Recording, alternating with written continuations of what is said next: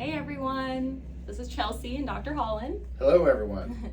Coming at you today from Holland Health Functional Medicine office in Lowell, Arkansas, where we both get to work. Absolutely. So it's a beautiful day here. Thankful to be able to record this video for you today. Excited to share some information with all of you. And so first of all, I just want to thank Dr. Holland for taking the time to sit down with me and share some stuff with you guys. And I would love for him to just tell us a little bit about himself. Okay, well, I'll do as brief as I can. I am a physician who is an osteopathic physician, been practicing for approximately 20 years, and I've lived in Northwest Arkansas for about 16 of those. And I've practiced mostly emergency medicine during my career and have always had a passion for functional medicine. That's why I went to medical school. I also do osteopathic manipulation, which was a big passion of mine before going to medical school and during medical school. So that's something that I continue to do and love to do. I'm very interested in holistic health, whole health, helping people get well, stay well, and live longer and healthier lives. So that's what Holland Health is all about. So that's a big reason that we're having this conversation today, to talk about the topic we're going to talk about, because I don't know that people can get well if they don't have some wellness in the area that we're going to talk about. So I'll let Chelsea obviously do her thing. This is her deal, so I'll let her introduce what we're going to be talking about today. Awesome. Well, thank you so much for sharing, and it's a pleasure to be working with you. And Absolutely. I love that our whole team is just really on mission and cares a lot about helping people and just wanting people to be able to live abundant lives. And so, the reason that we chose the topic that we chose today is because April is actually Stress Awareness Month. You may or may not be aware of that, but we see stress all the time as a major factor in people's health. And really it is just something that everyone deals with, of course, to some degree. But we just know that stress affects so much in our health and is really an underlying factor. And so, Dr. Holland, if you wouldn't mind maybe sharing some of the effects of stress that we know to be true. So, stress, everyone has stress. I guess the difference between just stress and distress is that people react to stress in all different ways. And sometimes stress is a great thing because it motivates us to do certain things, and sometimes it keeps us from being able to be healthy, though. And that's where we start to really see people needing to address some of the things that we're going to be talking about with the limbic system today. But stress is definitely a thing that will make our vascular system clamp down. It can cause things like heart disease. It can contribute to brain pathologies, including dementia. It can also include a lot of things with depression, anxiety.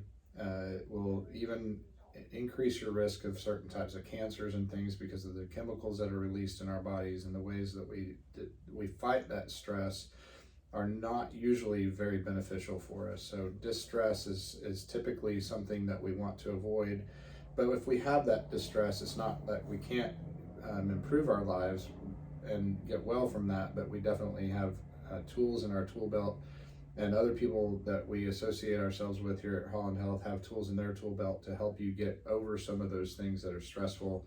And so the effects are broad. I can't really nail down one thing that it does, but it's not great. I can just say it that way. If that sums it up, it's not real specific, but yeah, for sure. Yeah, I think that's exactly it. That just there's so many effects, and so really, one thing I've been thinking about and reading a lot about is that we can't control what happens to us, but we can control how we respond to it. And so that's something with stress, is that just really learning to have a healthy stress response can be really beneficial. in your journey of healing, and for all of us, because we're all going to encounter stressful things in our lives. And so that is why that we chose the topic of limbic system rewiring. Mm-hmm. And Dr. Holland is going to share more about what the limbic system is. And then we'll talk a little bit more about what rewiring looks like, and how, you know, we can give you some suggestions on how that you might be able to apply this to your lives and how we might be able to help you. Right. So the limbic system is basically kind of, it sits at the top of the midbrain. It's in the mid, so it's just above your spinal cord and some of those structures, and below the part of our brain that we use to think with and move and use for vision and that type of thing. So it sits under that and above some of the other structures.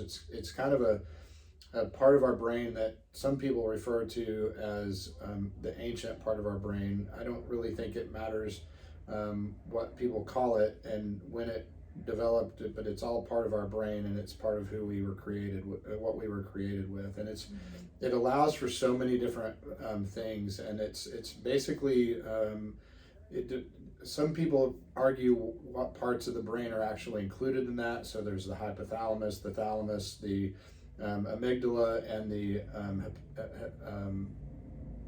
I always get this because I think of this as I see a hippopotamus in my brain, because it's this structure that kind of looks like a horse, and the hippo is a horse, and so the hippocampus is that part of the brain, and so sometimes I almost say hippopotamus. So I almost said that just a second ago for hippocampus, so I apologize for stumbling through that just a little bit. But those structures are all part of, and then there are other things those are the ones that everybody kind of agrees on as far as part of the limbic system. There are other parts that some people don't necessarily agree with, but those structures are key in so many different ways. The amygdala is part of the fight, flight, freeze part of our brain. If people have damage to the amygdala, then they lose their ability to make decisions on fear-based activities. So they'll walk on the edge of a cliff without even worrying about it, or they'll be involved in types of activities that you know that are very dangerous, and they have no fear about. There are ways to invoke fear in those who have damage to their amygdala, mostly with CO2, but otherwise they don't really have any fear. So that's a part of that part of the brain. And if you think about it, what happens if it's removed, you can think about what happens if it's present or hyperactive. So people who have a lot of fear, who have a lot of anxiety, who have a lot of trouble with those things, their amygdala is probably the part of their brain that has some impact on that, and that has like the super highway to what we call the prefrontal cortex, which is the part of the brain that humans have that other animals don't have, which kind of helps us with executive function and decision making, and it also has a lot to do with emotion and depression and those type of things. So the amygdala has a big part of that as well. The hippocampus is the memory center. It's what helps us to develop memory, and so it's especially short-term memory is what's affected. So you can't make new memories if you have damage to the hippocampus, and that, again, if you know what happens if you take that part of the brain out, you can also think about what happens if you have one that's active. So if people have a hard time with remembering things, then that may have something to do with the hippocampus. And people who don't have a hippocampus, they'll wake up every morning and they'll have long-term memory, so they can remember things that happened before. But if you ask them a memory, or if you ask them if something happened, the last memory they have is what they had the day before, not what just happened to them 5 minutes ago. And then the other parts are the thalamus and the hypothalamus, and those are incredibly important structures. If you've heard of the things like the HPA axis, hypothalamus, pituitary, adrenal axis, that axis also involves the thyroid and the gonadal axis. So lots of hormones are produced by all those things. A lot of things are related to stress in those ways. So there are a lot of parts to this structure we call the limbic system. So if we can have associated memories because of the hippocampus and the amygdala that we then move into our prefrontal cortex, and if that moves there, then we have these memories. We associate memories I think of it like hanging something on a hook. So if you have a coat hook or something you hang your towel on, we tend to hang things in our brain on those type of hooks when we associate those a lot of time with memories of our trauma. So when we have traumatic events in our lives, or we have good things, and that trauma can be good things, it can be bad things. So if you have a birth of a child, that's a very happy thing, but then you tend to remember those things, even though women don't remember the extreme trauma of having a baby, or they probably would only have one. But yeah. but those who have multiple babies, the holding that baby, smelling that baby's head, all the things that go well with that, encourage people to continue to have children, even though there's something. But there are associated memories that we have with different traumas, and that's one of the things where people who have any type of severe depression, or they have executive function abnormalities, like they can't make decisions, they get paralysis by analysis is what I call that, then a lot of times that's because of the limbic system being a part of that memory making and part of that executive function. And we encourage people who get into those things where they're not able to make decisions, where they're severely depressed, where they're really anxious, because they can't move past some of those things from those memories created by those structures in the limbic system. And so we oftentimes refer to that as retraining the limbic system. Mm-hmm. So we'll get into that here in just a second, but does that kind of cover the things that you wanted to talk about? Oh yeah, that is such just a thorough review of the whole system. I'm really glad you remember the names of all those things. Even though the hippo almost very became thankful a hippopotamus. For that. Yeah. Yes, that was really good. So from my understanding, and I'll definitely, have you elaborate on this a little bit, but when it comes to the limbic system and needing to rewire the limbic system, we've spoken about stress, and you mentioned the fight or flight and freeze situation. And so what I understand is that through stress and trauma, and from various different things, whether it be childhood or traumatic events in our lives or health problems or death of family members, it can be so many different things that we kind of get stuck in. The brain can get a little bit stuck in this fight, flight, or freeze, which is a little bit of a tongue twister to try and say. Yeah. But it can get stuck in that stress response, and those negative pathways in the brain can really become kind of the deep paths that we just take, because that's kind of, what our brain's been focused on is the negative or the trauma or the stress, and it's just easier to go that way. That's kind of the path of less resistance. And so with rewiring, the goal is to kind of retrain the brain to be more into the rest and digest, and to be more into a healthier pattern, and to retrain it to take some different pathways. And there's various different ways we can do that, which we'll talk about. But from your perspective, why do you think that it is important for people to rewire the brain, or how could that be beneficial? Yeah, so, if you think of extreme examples of where people are kidnapped and constantly traumatized, or, you hear of people being sent into these, think about the constant trauma. You get into this repetitive trauma, even as a child, maybe with abuse or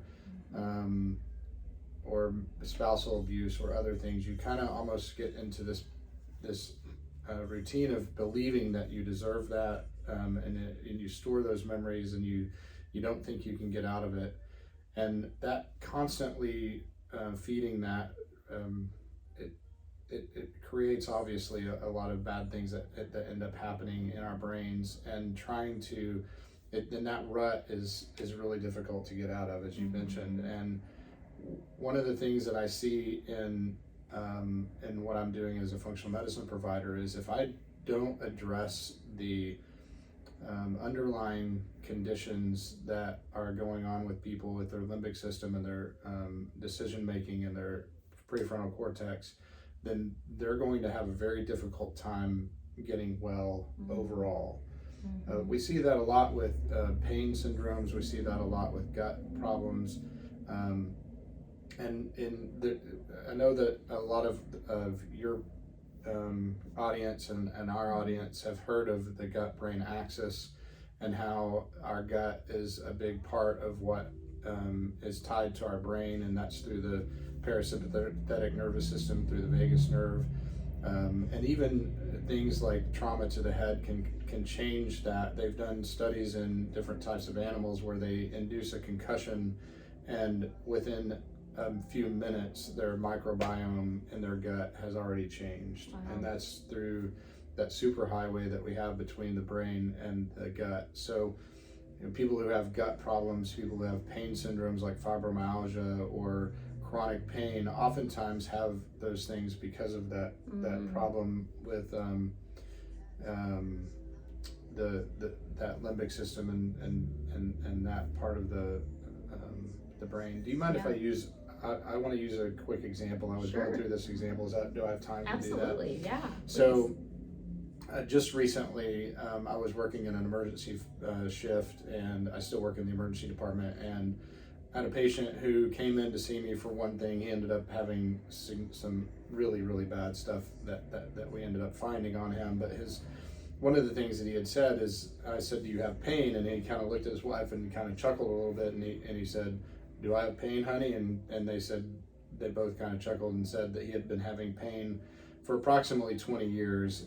He was in his lower 50 age range, and I just knew that there was something more to that story. And so I just said, "Well, what happened to you when you were a child? What kind of trauma happened to you when you were a child?"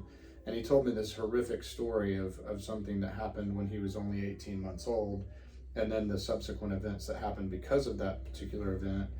And it's pretty clear to me that this person's chronic pain syndrome was most likely tied to that particular incident that happened when he was 18 months, and then the subsequent incidents that happened after that, and never getting the healing that he needed with that limbic system. So when you ask me, why is it important to retrain the limbic system, that's a real life example of somebody that I saw recently who would have probably lived a completely different life had they retrained their limbic system and retrained their brain 25 years ago. Yeah. They may not have even ended up with some of the severe pathologies that he was in the emergency department for that day. I can't say that he wouldn't have, but that's definitely a possibility. So that's why we talk about retraining the brain. That's why we talk about the limbic system and the emotions and the other things that go along with that. Yeah, which is why I feel like it's so important to have the holistic approach that we have, is because we oftentimes people think about changing their physical health, maybe their diet or their movement or different things like that they tend to focus on. But as we can see, like, sometimes there's more to it than that. A lot of times there's more to it than that. And so addressing the mental and the mind, body, and spirit is just really the best overall approach to get to the root or roots of what's really going on. And so often those things can affect each other. And so, you know, for me personally, you know, our long journey with infertility has caused just a lot of stress over the years, and then even trying to get healthy can sometimes be really stressful, because you know there can be certain things you're trying to avoid, certain things you're trying to add, supplements you're trying to take, things you're trying to do, and it can feel like a lot. And so I just really, this excites me, learning more about this, because I feel like as a health coach too, and in my own life and my loved ones, if we can really start with rewiring our brains and kind of getting our limbic system into like a healthier pattern, then I feel like kind of the other changes after that, like you said, are probably going to be more successful. And so I'm really excited about this, and just want to talk a little bit about kind of the different ways that you can do this. Thankfully, there are a lot of different resources. There's a lot of different things you can do. So Dr. Holland, if you want to just share kind of some things that you would recommend. Yeah, so some things that you can do on your own. The only part of the, I didn't mention this, but you know, the limbic system is part of it's tied to the autonomic nervous system. So, you know, when you get that amygdala gets kind of induced with fear and those type of things, that immediately sends a signal to the adrenal glands to pump out adrenaline, which increases heart rate, increases your breathing rate, decreases salivation. You know, lots of different things that happen to increase that fight, flight, freeze, or fawn. They added an F to make it more of a tongue twister, but fawning, I guess, fainting, you know, kind of thing. You know, like the fainting goats, yeah. You know, they get stressed. It's just kind of so with things that you can do, the only thing that we can do with our autonomic nervous system, outside of those people who are extremely good about doing other things and have trained their autonomic nervous system in other ways, but the people who are just kind of normal people who haven't gotten to that point, the thing that we do have control over is our breath. And it's interesting because with the breath we have a lot of control over how much oxygen, how much CO2, and some of the physiologic responses that we have. So if you start to hyperventilate with that sympathetic nervous system, it can actually make you faint. It can cause you to get numbness and tingling in your hands and feet and around your lips. And the only thing you have to do to fix that is to breathe. And so there's a type of breath that I teach people. I call it the sniff breath. I don't know really what it's actually called, but it's where you take a deep breath in, and when you nearly get to the top of that breath, and then you do a sniff at the very end of it, and you repeat that 2 or 3 times, then you can actually control your autonomic nervous system, settle yourself down. And some studies are being done on that particular type of breath, as well as other types of breath, where it actually does show that there is a huge impact on that sympathetic nervous system to bring it down and to bring you back into more of a parasympathetic nervous system state. We probably spend more than 90% of our day in a sympathetic drive. We're tense, we're always on, we never take the time to relax. So even just those 3 breaths that can take less than a minute and a half can bring that parasympathetic nervous system back up, allow you to rest, allow you to digest, allow your gut to kind of calm down and heal a little bit. And then there are other things like box breathing. I use an app for breathing because I think that it's so important that I spend a little bit of money on an app called Othership. There's one called Breathwork that I don't endorse any of these particular apps, but I do use them and I think they're important. There's another one called Pause that I use, and it's not a breathing work app, but it's kind of a calming app. It's a meditation type of app, and it's fantastic, and it's just a few minutes, very repetitive. But that breath, I'm going to demonstrate that. Is that okay? So yeah, I'll demonstrate it. So this is what that breath looks like. So you shut your eyes, kind of calm yourself a little bit, and then your breath is in. Always breathe in your nose, in through your nose,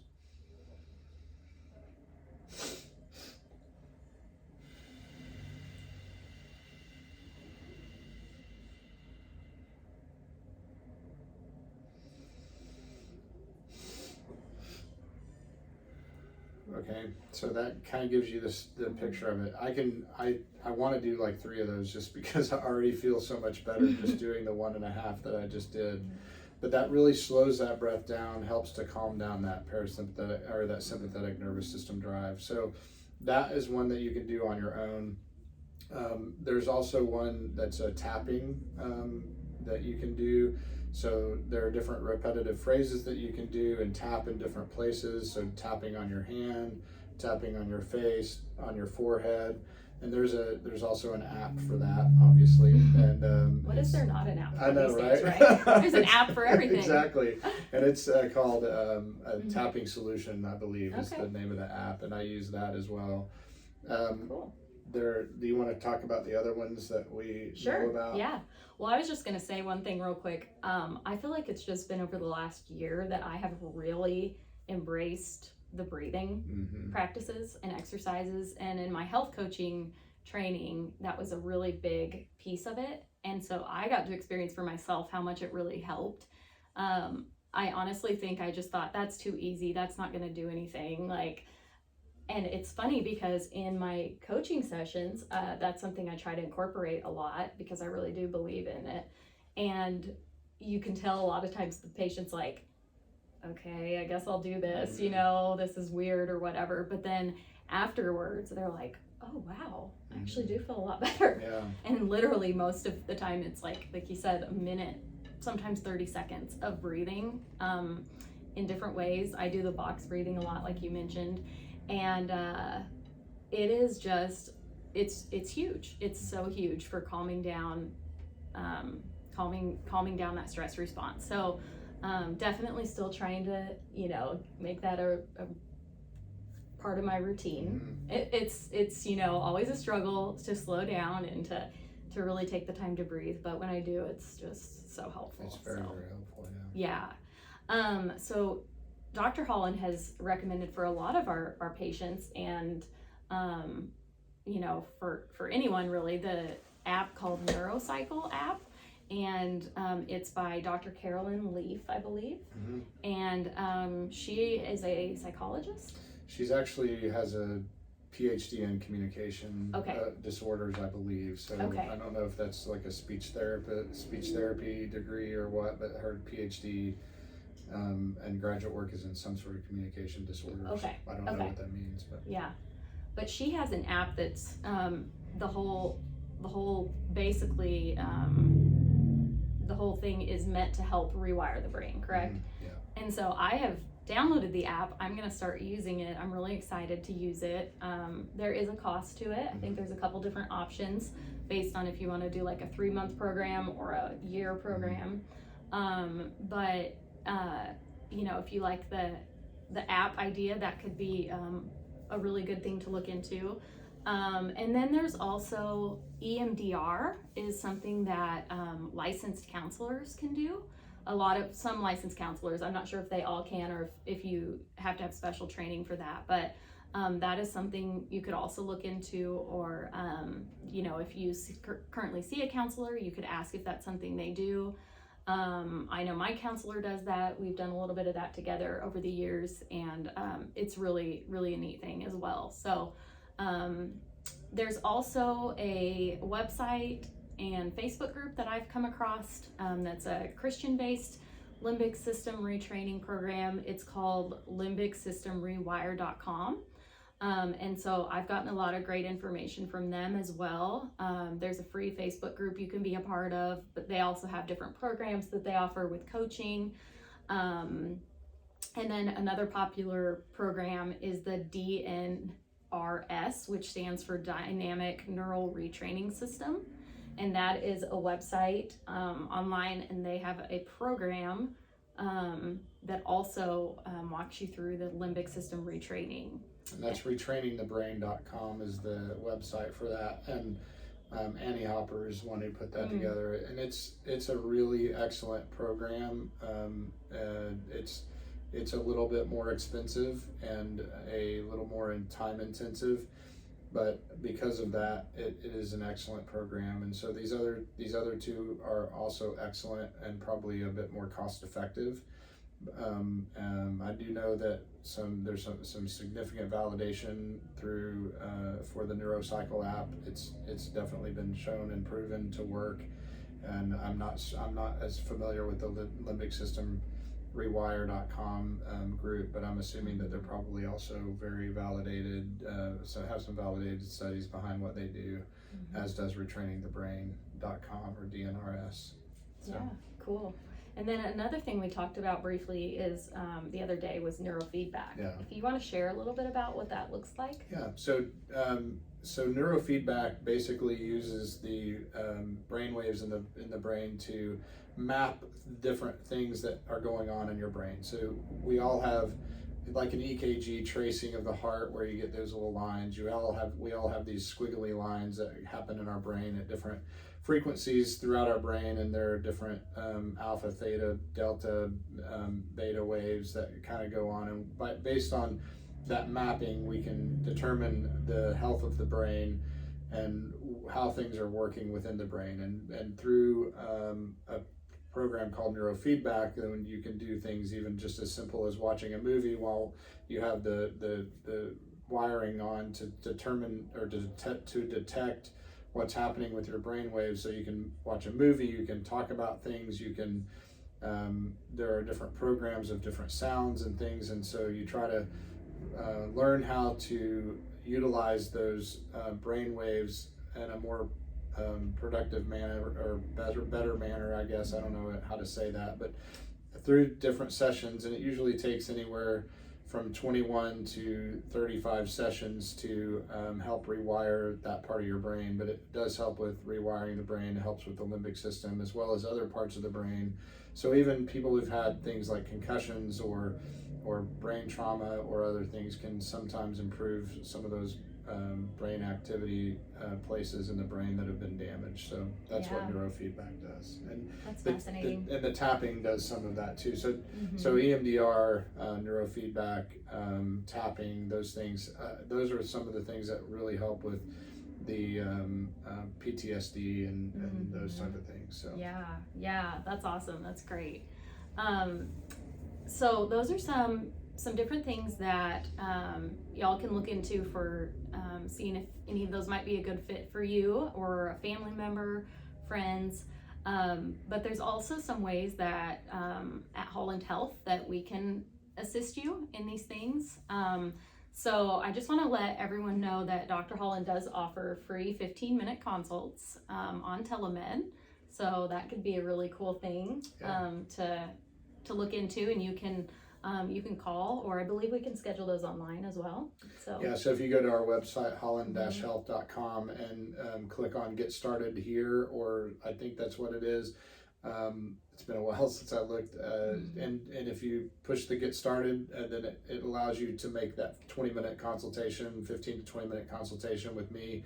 And we can talk about the things that are going on with your health. You can ask more questions about what we do here, and some of those things that are for the limbic system is, Chelsea here, she does this thing called coaching. We think that coaching is so important that all of our memberships involve coaching, because I don't think that people can get really well without doing coaching. And it's not. Some people have a misconception about coaching, and coaching is not to be somebody that just holds your hand and keeps you accountable. They add value to your health journey, and they really help to identify your goals and help move you towards those goals. It's not that they're just going to call you a few times and say, hey, are you doing this, and this? You don't need a mother, you need a coach, right? So so that's one of the things that we offer here. And then we also have red light therapy, which is I'll let you talk about it a little bit more, because you've been doing it more and you love it. And I do love red light therapy. So I started doing red light therapy in January once I started working here, and I was pretty much doing it every time I was here, because the more often you can do it at the beginning, the better. And it was funny because for the first couple weeks, I was like, oh yeah, I think this is, helping my skin a little bit, or I'm feeling good. But I didn't notice any drastic changes, just kind of some little things here and there. And then I went on vacation for a week, and I didn't do red light therapy for like probably a week and a half to 2 weeks. And I'm telling you, I got home and I was like, I am so achy, my neck hurts, like I was just achy. And so anyway, I was like, I think it is the red light therapy. Because she also didn't eat as well. Probably. Well, that might be true, but I'm even before I left though, I mean, it was just, I could really tell that it had kind of helped bring down the inflammation in my brain, or I mean in my body, probably my brain too. And just those daily aches and pains and kind of stiffness and stuff just really, really improved. So I really do like red light therapy. It's also very calming. Yes. It's warm. Yeah. It's just very calming. When I get done, I'm just like, oh, I could go take a nap now. Yeah. It's nice. And the lights that we have, don't just hit your skin. It penetrates to the subcutaneous fat. It penetrates into the muscle and actually goes into the bone. It does go through the eyes into the brain, but also it actually has the power to penetrate through the skull into the brain as well, to help regenerate and to liven. Kind of helps with waking up some of those mitochondria and the cells and helping those communicate a little bit better. So red light's fantastic. We do some IV therapies here that can sometimes help with nutritional things that will help with the brain and the limbic system. And then we also, we can talk about a lot of other things when you're here for visits. If you come in as a patient of Holland Health, then there are a lot of other things that we add. Yeah, because it's always an individualized approach. So, after we can kind of an assessment with you and maybe some labs and different things, we can really individualize the approach. So, well, I really hope that this has been helpful for you guys. I've learned a lot. I'm excited about this. And again, thank you so much for sharing all of your knowledge and your passion with us. And we also wanted just to say, because we kind of did this because it's a stress awareness month, is if you're suffering, if you are really under a lot of stress, or you're severely depressed, if you're suicidal, definitely reach out and get help. Call somebody. There are some hotlines that you can call. Go to the emergency department, seek some type of help, or if you know somebody that's really been struggling with some of those things, reach out to them and love on them a little bit, because that's a big part of what we need to do for others. Absolutely. Take care of one another, look out for one another, pray for one another, and please share this video with anyone that you think it might help benefit. So all right, well, thank you so much. Thank you. This has been great. You guys have a good rest of your day, and we'll see you next time.